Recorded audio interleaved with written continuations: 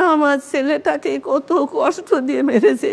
ওরা যদি আমার ছেলেটাকে গুলি করে মারতো তবু তো আমার কিছু মনে হতো না। যে গায়ে আমি কোনোদিন কাউকে হাত দিতে দিই নাই, জোর গায়ে দাগ হবে, সেই গাটাকে ও তো কত কত বিক্ষত করে নিয়ে গেছে।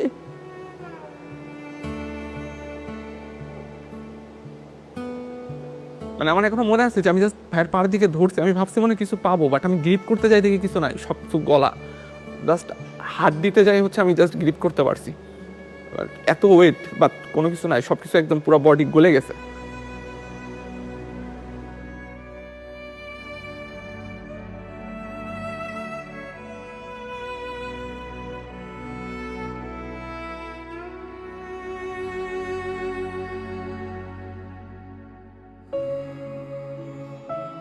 আমি দেশ নিয়েও ভাবতো, ও সবসময় দেশের কথা চিন্তা করতো। আমি জানি না ওই স্ট্যাটাস আমি নিজেও পড়েছি, সারা দেশবাসী পড়েছে। ওই স্ট্যাটাসের মধ্যে কি এমন ছিল ওদের এত গায়ে লাগছিল আমি জানি না। ও হয়তো দেশের সাধারণ মানুষের জন্য লিখেছিল। ও তো চলে গেছে, তিস্তা নদীর পানির সমাধান কি হয়েছে? হয় নাই। কিন্তু কেন লিখছিল আর কেনই বা ওকে এত নির্মমভাবে জীবন দিতে হয়েছে আমি জানি না। 6 তারিখ হচ্ছে সকাল সম্ভবত 9:30টার দিকে বাস ছিল ভাইয়ার। তো বাসে হলে আসতে আসতে প্রায় 4:30টার মতো বেজে গেছিল। তো আম্মু আর কি খাবার দিয়ে দিয়েছিল ভাইয়াকে। তো ভাইয়া ওইগুলা খেয়ে দিয়ে একটু রেস্ট নেওয়ার জন্য আর কি বিছানায় বসছে। তো এর মধ্যে আর কি ভাইয়ার হচ্ছে কাছের বন্ধুরা ভাইয়ের ব্যাচেরই তো এরকম এসে ভাইয়াকে বলছে যে বড় ভাইরা তোকে ডাকছে, একটু উপরে আয়, আর সাথে ল্যাপটপ আর মোবাইলটা নিয়ে আয়। ভাইয়া তখন শুনে বলছে কি ব্যাপার, মানে কোনো সমস্যা? তো বলছে আরে আয় উপরে আয়, আসলেই মানে জানতে পারবি। তাকে মেনলি ডেকে নেয়, সে আমাদের ইন্ডিয়া বাংলাদেশের যে ডিপ্লোম্যাটিক সম্পর্ক ফেনী নদী নিয়ে মেনলি একটা পোস্ট করে, যেটা ছাত্রলীগের তখনকার যারা নেতাকর্মীরা ছিল তাদের এটা খুব গায়ে লাগে। তো রুমে ডেকে নেওয়ার পর থেকে তাকে বিভিন্ন প্রশ্ন করা হয়, জিজ্ঞাসাবাদ করা হয়, তার ফোন চেক করা হয়, তার ল্যাপটপ চেক করা হয়। এবং তারা যখন তার ফোনে বা ল্যাপটপে তেমন কিছু মানে সলিড কিছু যখন না পায়, তো তারা যেটা সন্দেহ করে যে সে হয়তো অনেক কোনো কিছু হাইড করছে, তাকে তারপর ফিজিক্যালি টর্চার করা শুরু করা হয়। তাকে থাপ্পড় দেওয়া হয়, স্ট্যাম্প নিয়ে আসা হয় পাশের রুম থেকে, স্ট্যাম্প দিয়ে মানে অমানসিকভাবে খুব বেশি হিট করা হয় এবং একটা পর্যায়ে যে স্ট্যাম্প ভেঙে যায়। এর কিছুক্ষণ পরে আবার আরেকটা স্ট্যাম্প নিয়ে তাকে মারা হয়। তো সে একটা সময় পর সে যে মাটিতে লুটিয়ে পড়ে, সে বমি করে। আম্মু আসলে ওই টাইমে মোটামুটি 9:30টার দিকে হচ্ছে কয়েকবার কল দেওয়ার চেষ্টা করে, কিন্তু আম্মুর কল হচ্ছে ধরে নাই। তো আম্মুর কল না ধরার পরে হচ্ছে আম্মু আমাকে কয়েকবার এসে হচ্ছে বলছে যে কি ব্যাপার, হচ্ছে ভাইরে কল দিতেছি, কল ধরতেছে না কেন? তারপরে হচ্ছে 10:30টার দিকে আবার বলতেছে ভাইয়া কল ধরে না। তখন আব্বু অলরেডি ঘুমায় গেছে। তখন আর কি আমি হচ্ছে একটু চেক করতে গেলাম যে দেখি ভাইয়ার হচ্ছে ফেসবুকে অ্যাক্টিভ আছে কিনা, বা হচ্ছে ব্যাপার কি হচ্ছে ভাইয়ার কোনো রুমমেটের নাম্বার পাওয়া যায় কিনা। তো তখন আর কি ঢুকতে যেয়ে দেখি ফেসবুকে অ্যাক্টিভ, আর আমি ভাবলাম যে যেহেতু ফেসবুকে অ্যাক্টিভ আছে মনে হয়, তার মানে হয়তো মোবাইলটি চালাইতে মনে হয় ঘুমায় গেছে, যেহেতু অনেক টায়ার্ড। তো এই কারণে আম্মুকে বললাম যে যেহেতু জার্নি করে গেছে তো মনে হয় টায়ার্ড, এই জন্য মনে হয় ঘুমায় গেছে। তো এর মধ্যে আর হচ্ছে ওই দিন রাতে আর হচ্ছে আমাদের সাথে কোনো কথা হয় নাই। তাকে মোটামুটি মারতে মারতে তার তলপেটে হিট করা হয়।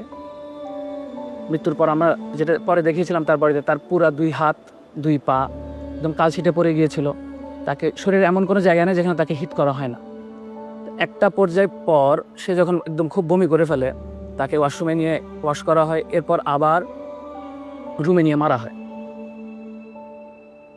এই মারের মাঝখানে সে আমাদের যারা ব্যাচমেট ছিল, যাদেরকে সে চিনত, ইভেন তার রুমমেটও ছিল এর মধ্যে, তাদেরকে বিভিন্নভাবে রিকোয়েস্ট করে এবং কনভিন্স করার চেষ্টা করে যে সে আসলে কোনোভাবে কোনো কিছুর সাথে জড়িত না। পরিস্থিতি যখন খুব বেশি খারাপ হয়ে যায়, তারা ফাহাদকে ওয়াশ করে 2011 থেকে 2005 নাম্বার রুমে নিয়ে যায় চ্যাংদোলা করে। 2005-এ নেওয়ার পর তারা ছাত্রলীগের তখনকার নেতাকর্মীরা ঠিক করে যে তাকে যে করেই হোক মানে ডাক্তারের কাছে বা মেডিকেলে নিতে হবে। আবরারকে অ্যারেস্ট করার জন্য তখন অলরেডি পুলিশকে বলে দেওয়া হয়েছিল এবং পুলিশ গেটের বাইরে ওয়েট করছিল। কিন্তু পুলিশকে এই জন্যই তুলে দেওয়া যাচ্ছিল না, কারণ পুলিশ তখন বলেছিল যে হেঁটে যদি আবরার না আসতে পারে তাহলে তারা তাকে রিসিভ করবে না, কারণ তার দায় নিবে না। তারপর যদি কোনো সমস্যা হয় এটার দায় সে নিবে, তারা নিবে না। ফাহাদকে যখন 2005-এ নিয়ে আসা হয়, তার আগেই ম্যাক্সিমাম যারা তাকে বেশি মেরেছিল তারা অলরেডি নিচে নেমে যায়, কারণ তারাও দেখছিল যে তার আসলে অবস্থাটা খুব ক্রিটিক্যাল। তখন আমাদের ব্যাচেরই কিছু যারা ছাত্রলীগ করতো তারাই এবং এক ব্যাচ সিনিয়র যারা ছিল এরাই বেশি মানে তাকে নিয়ে তখন হসপিটালে নেওয়া না নেওয়া এই কাজগুলো তখন চলছিল। তো সে যখন সিঁড়ির ল্যান্ডিংয়ে পৌঁছায় তখনই সে বলে যে আমাকে নিয়ে ওকে নিয়ে আর টানাটানি না করতে, একটু পানি খেতে চাই। আমার রুম নাম্বার ছিল 2007। আমি যখনই আসলে ওই সময়টা যখন মানে জেনেছি যে সে সিঁড়ির ল্যান্ডিংয়ে আছে, তো তখন যখনই বেরোতে চাই তখন ওখানে ছিল শামীম বিল্লাহ ছিল, সাইফুল ছিল আমাদের এক ফ্রেন্ড ট্রিপলির, এবং তারা মিলে তাকে মেনলি পানি খাওয়াচ্ছিল। তখনও তার রু ছিল। তা আমি আবার আমার রুমে ঢুকে, ওই রুমে 2011-তে থাকা একজন প্রত্যক্ষদর্শী ছিল মোর্শেদ, তখন সে বলে আমাকে যে আসলে তার অবস্থা ভালো না। এর কিছুক্ষণ পরে আমি ল্যান্ডিংয়ের ওখানে যখন পৌঁছে তখন আবরারের তখন অলরেডি হুঁশ নাই। তো তার তখনও এক্সটার্নাল কোনো ব্লিডিং ছিল না, বাইরে কোনোভাবে কোনো ব্লিডিং ছিল না, কিন্তু তার তখন সে সেন্স ছিল না। তা আমরা ভাবি যে সে বেহুশ হয়ে গেছে হয়তো। তাকে আমরা 3-4 জন মিলে আমরা সিপিআর দিই। তাকে সিপিআর দেওয়ার সময় তার মুখ থেকে যে আওয়াজ বেরোচ্ছিলাম ভেবেছিলাম হয়তো কফ আটকে গিয়েছে। তো বসে তারপর কিছুক্ষণ পিঠের উপর বাড়ি দিতে থাকি, হয়তো ভাবি যে আসলে কফটা ক্লিয়ার হবে। এর কিছুক্ষণ পর ডাক্তার আসে। ডাক্তার যখন আসে তখন আমরা বারবার রিকোয়েস্ট করতে থাকি যে ওকে আমরা হাসপাতালে তাড়াতাড়ি নিয়ে যাই। আমি সেদিন রাতে ইমার্জেন্সি ডিউটিতে কর্মরত ছিলাম। তো রাত আনুমানিক 3টার দিকে আমি স্টুডেন্টের পক্ষ থেকে একটা কল পাই ল্যান্ড ফোনে, এবং আমাকে বলে যে একজন ছাত্র খুব অসুস্থ, আপনি একটু তাড়াতাড়ি হলে আসেন। অ্যাম্বুলেন্সে করে আমি শেরেবাংলা হলে যাই। যাওয়ার পরে আমি শেরেবাংলা হলের প্রথম তলা এবং দ্বিতীয় তলার মাঝখানে সিঁড়িতে আবরার ফাহাদকে ওখানে রেখে রাখা সহ অবস্থায় দেখতে পাই। পরে আমি তাকে পরীক্ষা নিরীক্ষা করার পর আমি দেখতে পাই যে সে মৃত। এবং পরীক্ষার সময় তার যখন পালস, ব্লাড প্রেশার যখন চেক করি, তো তখন দেখি যে তার শরীরের মধ্যে অনেক আঘাতের চিহ্ন। পরে এখানে তার কাপড় চোপড়ও দেখলাম যে ভিজা, এবং পুরা শরীর তার একদম ঠান্ডা হয়ে গেছে। পরে আমি যখন নিশ্চিত হলাম যে সে মারা গেছে, আমি ছাত্রদেরকে বললাম তো সে তো বেঁচে নাই। এই কথা বলার সাথে সাথে আমার আশেপাশে যে সমস্ত ছাত্ররা এতক্ষণ ভিড় করেছিল সবাই যার যার মতো পালিয়ে চলে গেল। কিছুক্ষণ পরে তখন তৎকালীন একজন ছাত্রনেতা সে ওখানে আসে এবং আমাকে পরিচয় দিয়ে আমার সাথে কথা বলতে শুরু করে। বলে যে এই আবরার ফাহাদের অনেক শ্বাসকষ্ট ছিল, তো সে হঠাৎ করে অসুস্থ হয়ে পড়ছে, তো আপনি তাকে মেডিকেলে নিয়ে যান। তা আমি তাকে বললাম যে দেখো সে তো মারা গেছে, তাকে আমি মেডিকেলে নিয়ে কী করব। মেডিকেলে তো আমি তাকেই নিব যে অসুস্থ, যার চিকিৎসা দরকার। পরে আমি হলের প্রভোস্ট স্যারকে ফোন দিই এবং ডিএসডব্লিউ স্যারকে ফোন দিই। ইতিমধ্যে ছাত্ররা যখন দেখছে যে আমি তাকে নিচ্ছি না, ওরা নিজেরা গিয়ে অ্যাম্বুলেন্স থেকে ট্রলিটা নামায় নিয়ে এসে তারা নিজেরাই আবরার ফাহাদকে ট্রলির উপর উঠে নিচতলায় করিডোরের সামনে তাকে রাখি। In the meantime DSW sir চলে আসেন, প্রভোস্ট স্যারও চলে আসেন। ওনাদেরকে আমি বললাম যে দেখেন ও তো মৃত। তো তখন পুলিশকে ফোন দেওয়া হয় এবং চকবাজার থানা থেকে পুলিশ চলে আসে অল্প সময়ের মধ্যে। আসার পরে পুলিশ তাকে নিয়ে তার সুরত হাল রিপোর্ট করে।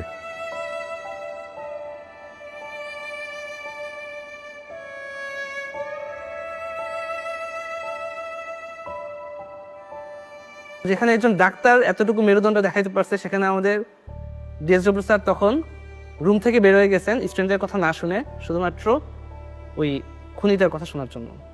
তখন যে আমাদের বইয়ের ছাত্রলীগের যে সেক্রেটারি, আমাদের শেরে বাংলা হলের যে ছাত্রলীগের সভাপতি রাসেল, 1 নম্বর আসামি আমাদের এই মামলা, সে ডিএসডব্লিউ স্যারের সাথে একদম নর্মালি ফ্র্যাঙ্কলি কথা বলছিল, এবং কেমনে মানে ঘটনাটা কেমনে সলভ করা যায় বা কেমনে ইজি করা যায় এই ব্যাপার, মানে তাদের কথাবার্তার মধ্যে কোনো ধরনের রিগ্রেট ছিল না, কোনো অনুশোচনা ছিল না, কোনো ভয় ছিল না। আমরা তখন আমাদের নিজেদের রুমে, এবং তখন পরিস্থিতিটা আসলে এমন যে আমরা জেনারেল স্টুডেন্টরা যে একটা প্রতিবাদ করবো, এতটুকু মেন্টাল সিচুয়েশন, এতটুকু সাহস আমাদের কারোর মধ্যে ছিল না। পরবর্তীতে আমি নিজে অবাক হয়ে যাই যে আমি কীভাবে ওই সময় নিজেকে ধরে রাখছিলাম যে একটা ডেড বডির সামনে এবং এতগুলো ছাত্রর সামনে আমি কথা বলতেছি। তারা হয়তো আমার গায়ে হাতও তুলতে পারতো, কিন্তু আমি কেমনে জানি ওই সময় নিজেই কেমনে জানি প্রিপেয়ার্ড হয়ে গেছিলাম।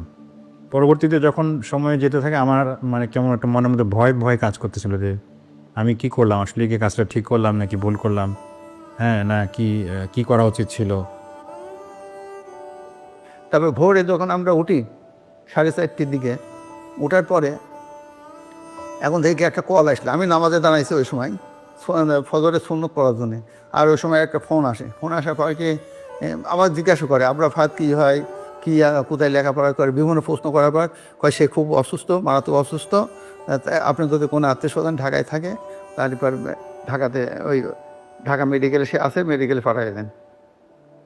ফজরের আজানের সম্ভবত কিছুক্ষণ পরে আব্বু আমাকে ঘুম থেকে ডেকে বলতেছে যে এই হচ্ছে ভাইয়া নাকি খুব অসুস্থ, ঢাকা মেডিকেলে নিয়ে গেছে, বুয়েট থেকে কল দিছিল, তুই দেখ তো ভাইয়ার রুমমেটদের কারো নাম্বার হচ্ছে আছে কিনা, থাকলে দে একটু কথা বলি। তো আমার কাছে হচ্ছে ভাইয়ার রুমমেটদের কোনো নাম্বার ছিল না, বাট আমি হচ্ছে চিন্তা করলাম যে দেখি যে ফেসবুক থেকে হচ্ছে কোনো নাম্বার পাওয়া যায় কিনা প্রোফাইল থেকে। তো ফেসবুক প্রোফাইলে যাওয়ার সময়, ভাইয়ার রুমমেটের ফেসবুক প্রোফাইলে যাওয়ার সময় আমি দেখতে পাই যে যে হচ্ছে ফার্স্টে একটা পোস্ট যে হচ্ছে আমাদের 17 বছরের শিক্ষার্থী আবরার ফাদার নেই, আমরা তার লাশ উদ্ধার করছি সিঁড়ির নিচ থেকে, আমরা জানি না তার কিভাবে কি হয়েছে, আমরা এর বিচার চাই। আমার যেন ও এখনো সবচেয়ে বড় কষ্ট হয়। ওকে যখন মেরেছে তখনও হয়তো মা বলে চিৎকার দিতে পারি নাই। আপনারে যখন হচ্ছে জানাজা পড়া হবে, আমরা সবাই আশা করতেছিলাম আচ্ছা ঠিক আছে, এতক্ষণ পর্যন্ত ভিসি স্যার আসেন নাই, সমস্যা নাই, এখন স্যার আসবেন অ্যাটলিস্ট। কিন্তু সবাই অবাক হয়ে গেছে, তখনও ভিসি স্যার আসেন নাই। ইভেন পরের দিন ছাত্ররা আন্দোলন করতেছে, ছাত্ররা আমি বুঝাইতে পারবো না যে সিচুয়েশনটা কেমন। ছেলেপেলেরা বিশ্বাস করতে পারতেছে না যে আমার একটা ফ্রেন্ডকে এখানে মেরে ফেলা হয়েছে, নেক্সট টার্গেটটা আমি হইতে পারতাম, আমাকে মেরে ফেলা হবে। ছাত্ররা আন্দোলন করতেছে, স্যারের অপেক্ষা করতেছে, স্যার পরের দিন আমাদের সাথে দেখা করেন নাই।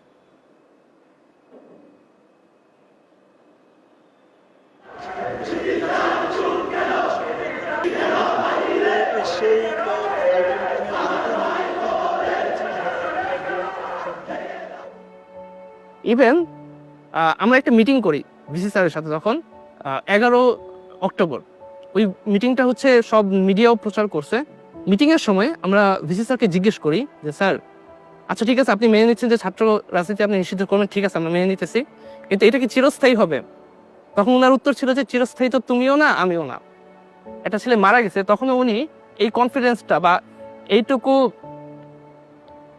চেতনা তার মধ্যে জাগ্রত হয় না যে সে বলবে না আমি চেষ্টা করবো, আমি যতদিন আছি এই জায়গায় আমি কখনোই ছাত্র রাজনীতি ঢুকতে দেবো না।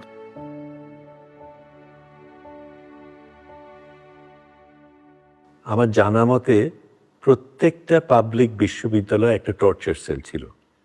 কি ধরনের একটা শিক্ষা প্রতিষ্ঠান গড়ে উঠতে পারে যেখানে তার মধ্যে টর্চার সেল থাকাটা তার একটা আবশ্যক অংশ? আমাকে যদি প্রশ্ন করেন যে আপনার আসলে অপরাধটা কি, তাকে কেন এভাবে হত্যা করা হয়েছে, প্রথম পয়েন্ট যেটা আসবে সেটা হলো সে বাংলাদেশের স্বার্থ বিরোধী যে কাজগুলা গত সরকার করতো, গত আওয়ামী লীগ সরকার যে কাজগুলো করেছে তার প্রতিবাদ করা, তার নাম্বার 1 পয়েন্ট। ধর্ম পালন আর দেশের স্বার্থে কথা বলার বাইরে আসলে আপনার ফাদার আর কোনো অপরাধ ছিল হচ্ছে কাইন্ড অফ, যদি বলি এই বাংলাদেশে জন্ম নেওয়া, কাইন্ড অফ জিনিসটা আসলে এরকমেরই হয়ে গেছে, আর বইটা ভর্তি হওয়া।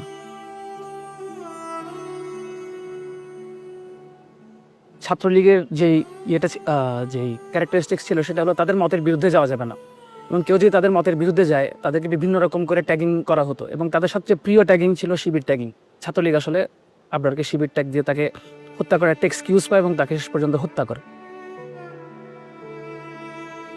ভাইয়ার মাধ্যমে জানতে পারবে যে আমাদের ইন্ডিয়ার যে বঞ্চনা, শোষণ বঞ্চনার কারণে আমাদের যে দেশের যে স্বাধীনতা বা সার্বভৌমত্ব কতটুকু ছিল এটা দেশের মানুষ জানতে পারছে। আর আশা করি যে ভবিষ্যতে দেশের মানুষ এই ব্যাপারটা নিয়ে সচেতন হবে। ভারতীয় আধিপত্যবাদের যেই রোলটা প্লে করতো আওয়ামী লীগ, এটা যারাই এক্সপোজ করতো বা যারা এটাই পাবলিকলি এক্সপ্রেস করতো, এটা আওয়ামী লীগের আসলে সহ্য হতো না। তো রুট লেভেলে ছাত্রলীগকে দিয়েই যারা এরকম প্রতিবাদ করতো তাদের শাস্তা করা হতো, এবং আমি মনে করি আবরারের যে হত্যাকাণ্ড এটা এরকমই একটা শাস্তা।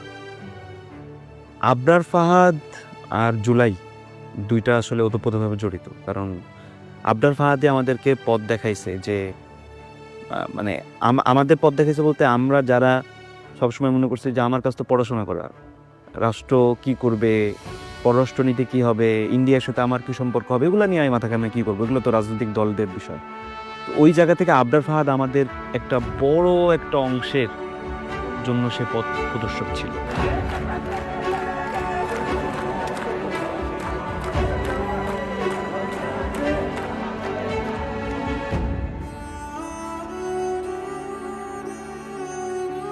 ওরা বলে যে আমাদেরকে আবরার পথ দেখায় দিয়ে গেছে, এটা মনে হয়তো হয়তো আল্লাহ তাআলারই ইচ্ছে এটা।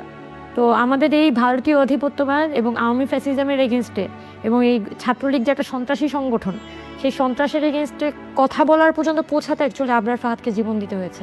এবং এই যে জুলাই গণঅভ্যুত্থান হয়েছে, ফাহাদ এভাবে যদি আসলে আবরার ফাহাদ মারা না যেত, তাহলে আমাদের সাধারণ ছাত্রদের যে চৈতন্যটা এত বড় নাড়া আসলে খেত না। এবং এই জুলাই গণঅভ্যুত্থানে আবু সাইদ মারা যাওয়ার আগ পর্যন্ত আমাদের ইমাম কে ছিল? আমাদের ইমাম ছিল আসলে আবরার ফাহাদ। এই অবদানের ফলেই কিন্তু এই অভ্যুত্থানের ক্ষেত্র প্রস্তুত হয়েছে। সেই প্রেক্ষাপটটা আমাদেরকে ভুললে চলবে না, এবং এই প্রেক্ষাপটটা মনে রাখতে হবে আমাদের ভবিষ্যৎ বংশধরকে, যাতে এই রকম আর পরিস্থিতির সৃষ্টি না হয়। 6 বছর আমাকে ছেড়ে চলে গেছে, মনে একবার মনে হচ্ছে না যে আমি আমাকে ছেড়ে চলে আসছি।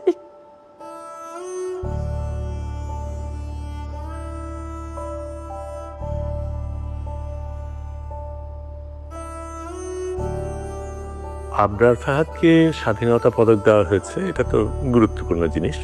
স্বাধীনতা পদক আমাদের সর্বোচ্চ পদক নাগরিকের জন্য।